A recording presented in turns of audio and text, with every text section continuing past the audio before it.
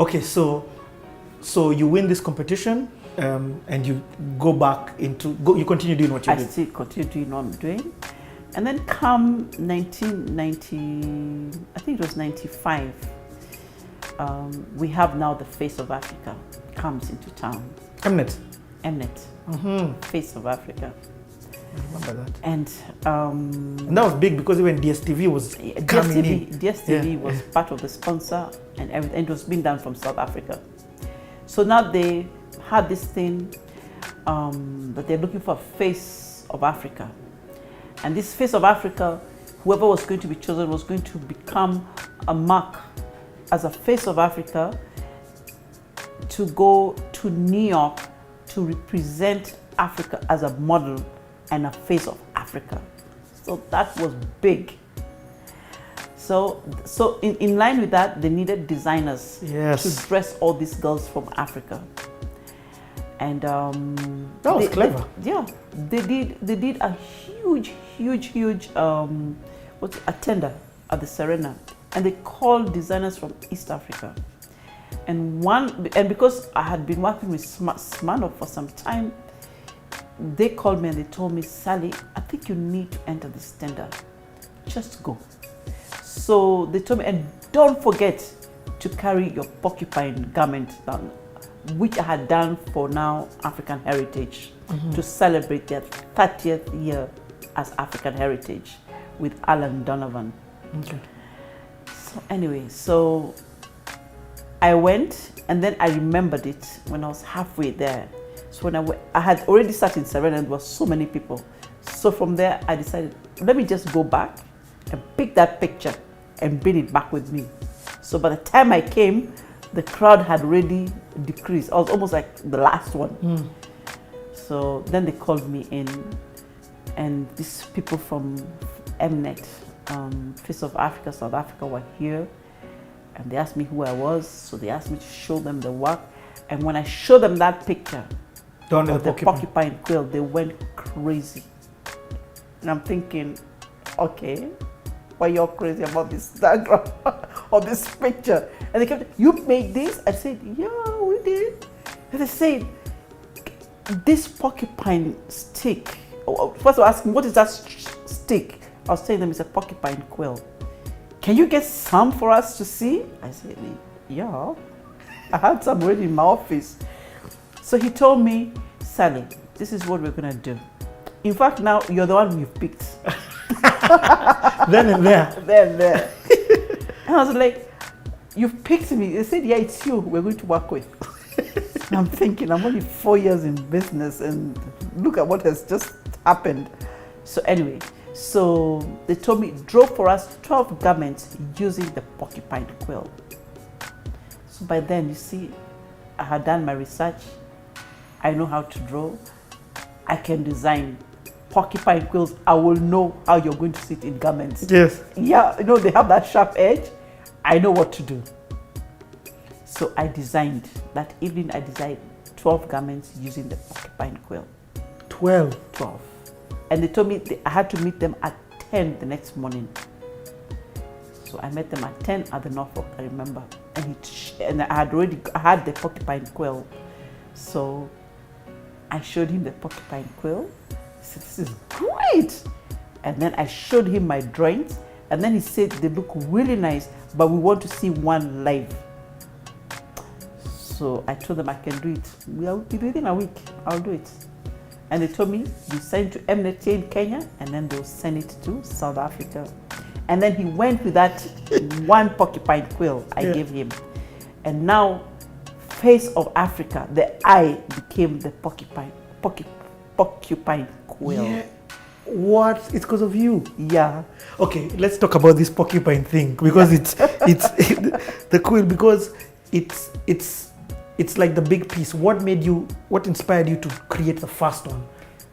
Initially, as designers, when African Heritage approached us, Alan Donovan, he told us to create something that will blow people out of this world, out we've not seen. Yeah.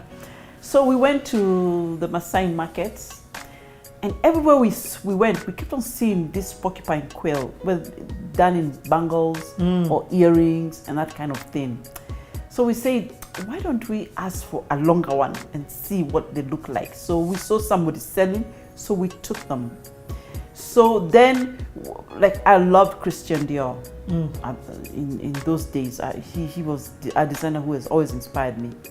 So out of being inspired by him and the things that he used to like to do, especially with big bags, I decided, Caro, we're going to sketch something just near around Christian Dior here, and then we'll do the porcupine quills here in the front and here on the neckline.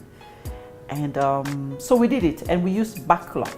Nobody had used backcloth by that time. I think people used to spread backcloth on their chairs or on their tables. It was a decor for the house. Yes. Yeah. So we went and got the backcloth, which was quite expensive for us to buy as young people. And we made this garment. And I tell you, Alan Donovan, I don't think I ever forgot it, that this year, he awarded me with a gift. And he awarded me, and he called the gift as a lifetime award, fashion designer Sally Karago. What, in 2019? This year. That's crazy. Yes. And it started then. It started then. So whenever he traveled anywhere, Alan Donovan, he would call me and tell me, Sally, can we redo the porcupine quill again? Can we redo a new one? And he just wanted that porcupine quill garment from the backcloth. Yeah. So I have done a couple for him. That is so amazing. Yeah. So that porcupine quill garment and bag and necklace, it opened up for you doors. Yeah. That's how it opened for me, Face of Africa. Okay, let's now go back to Face of Africa. Yeah. Because now I've understood the genesis. Yeah. So anyways, I did my top collection. I did the one, it was sent to South Africa. But where did you get like the quills from? I went to Kikomba. I asked some men I met, some young boys. I told them, do you know this stick? They told me, yeah, you're tunajua. Then I told him, can you get me about 90 of them? He told me, unataka lini? I told him, kesho. Basi.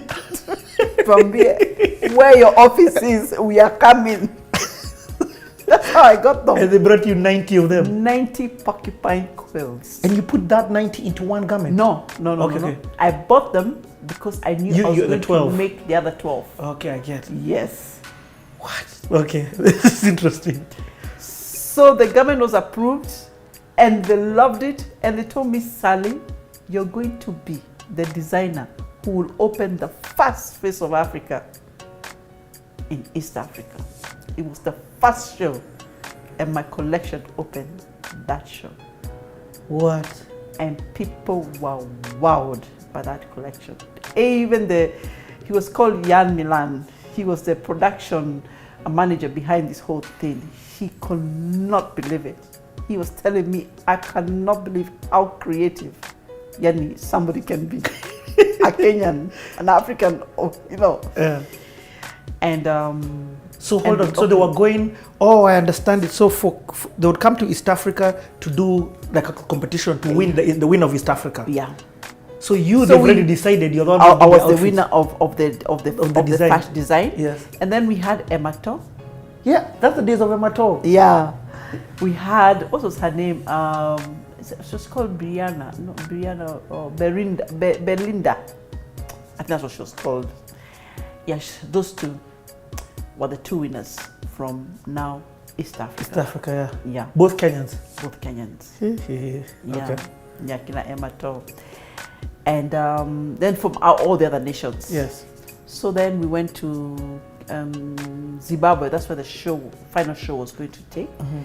And we were all booked in Elephant Castle. We were treated with such VIP that even myself, I was shocked. I was like, oh, I have never traveled first class until that one day. Whoa. They gave me a room that was a suite. It was an amazing, amazing, amazing experience for me. Even for Emma and all of us who came from Kenya, and we're not sharing no rooms. Then from there, I was chosen as a judge, and I was now going to judge with judges who are being from New York. So you are not just the designer now. I'm also a judge for the finals now. for the finals. Whoa. Okay. Wow. So, meanwhile, Oluchi, I tell you, rags to riches. I saw it there for my first time. Oluchi, who was one of the designers for these contestants for this Face of Africa. Yep. Shy girl, couldn't speak good English. Even Q-Tex. And I was telling her, now we need to polish your nails. I mean, she was a home girl. And then on that day, on the day of judging, so all of them were called. They wore our clothes, they wore my collection, they wore all the other designers' collections. And then the show came to an end. And then we were called out, we judged, and we come to our fight. Already we knew who was going to win. It was going to be Oluchi. What was it about her that made you say? Do you know, it's her features. She had such African features, almost like a mask. And then she was 6'2", tall.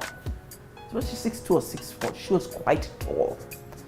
I told you, I saw a girl cry like an African woman on the stage, and she could not hold her crying. It was the biggest break for Oluchi. Wherever I was seated, I was just watching her. She didn't even know where to see. You know, somebody who didn't even have a passport, did not have anything. Yeah. Now she has become the face of Africa. That was big for her. That was crazy. That was crazy. Because it's your complete life change. Yeah, her life totally changed. One of the highlights of Fashion Week was the Mark Bauer show featuring 4 models out of Africa. Suzanne Rico reports that one of those beautiful women is changing the face of fashion. Hi Extra, I'm Oluchi. She moves like a cool breeze across the desert plain. 6 feet 2 inches of Nigerian beauty. They call her Oluchi, and she's become the hottest new face of Fashion Week. She is quite extraordinary. She's an amazing creature. She looks unlike any other model. It was during a model scout when agencies and magazines scanned the deepest reaches of the globe, looking for the next runway sensation, that 17-year-old Oluchi was discovered in Lagos, Nigeria. The Ebony Willow was signed by the elite modeling agency to a contract worth $150,000. She walked into the room and I thought, wow. And she just had something that really stood out. Oluchi's following in the high heels of groundbreaking superstars like Naomi Campbell and Tyra Banks, who smashed the color barrier on the runway. There's a whole new era of black models just waiting to happen, to explode. We have 12 African-American models in our show today. I love his design, they're beautiful. His designs are wonderful. Oluchi leads a dream team of dark-skinned beauties assembled by elite just for Bauer's show, which features African-inspired designs. But after this week, Oluchi is poised to be the next superstar face of the 90s. I absolutely think Oluchi can become a great model of our time. So we came back, so I came back to Nairobi after But that even show. your life changed after that. Of course. Because, I mean, you were known as the designer who... Yeah. And everybody was excited. In fact, media at that time, they wrote, they used to love writing about artists. And I remember I had so many interviews with so many media houses, whether it's TV, whether it's paper, so many of them. And I was like, wow, that was a piece, you know, which I never expected. So anyway, I continued to work, okay? And then came Kenya Fashion. So at this time, are you still with Carol? No, we have split. Okay. We have Why? split. We split because, like I always say, designers working together is very difficult because everybody has their own ideas. And what you see what you see in the future may not be what your other colleague is seeing. Yeah. And I told you I had to make it in this industry. Yes, okay. I hear you. You sound like you're very driven. I had to make it. I had to prove it to myself. I'm gonna make it as a fashion designer in Kenya. Yeah. Yeah. Anyway, so Kara went her way, I went my way. So what did you name yourself now when you went your way? Now I named myself Mcensal. And where does the name come from? Mcensal Limited. It's actually derived from my dad's name and my own name. My dad is called Masharia, or was called Masharia because he's late, and myself as Sally. And because being in London, I used to love McDonald's. So I used to tell myself, well, I use the word Mark. And I just thought to myself, Masharia, Mark, it sort of sound the same. And I used Mark. Then I said, how would I join it? I can't just have the word Mark. Then I said, and Sal. And that's what was registered. We had given so many names. It was Mcensal that got registered. And the way it sounds so French. Yeah, Mcensal. Like I bet when people see it, they're like, hey, it's so exquisite. Yeah, in fact, people call it Mcensal. I'm like, no, it's Mcensal. So when did it start? When was that? Was Malabo? in 1994. What? Yeah. This place that we're in started in 1994. That's when you went solo. That's when I went solo. Yeah. Yeah, okay. Okay, go. Okay, so I've heard about the Smirnoff, and also another thing that you didn't mention. So you mentioned it in passing. So after winning the Smirnoff, you started working together in partnership with them, or is it that they just knew you were the winner? It was just I was the winner. But with time, I started working with them. So whenever they had shows, they always took me with them. Yeah, whether as a guest or I go as a judge, and I also showcase a collection. So I worked with them for about maybe 4 years. Nice. Yeah, which also exposed me to places like Uganda, Tanzania. Also not just in Kenya. No, I went to different places with them. The passport started getting full. Yeah. No, I think they really appreciated the kind of work I did and the sort of inspiration that also I came with. And I used to look for that inspiration in Kenya. Yeah. Yeah. That porcupine opened your door. My porcupine opened my door. Okay, so now you come back from Mnet. Let's continue with this story. So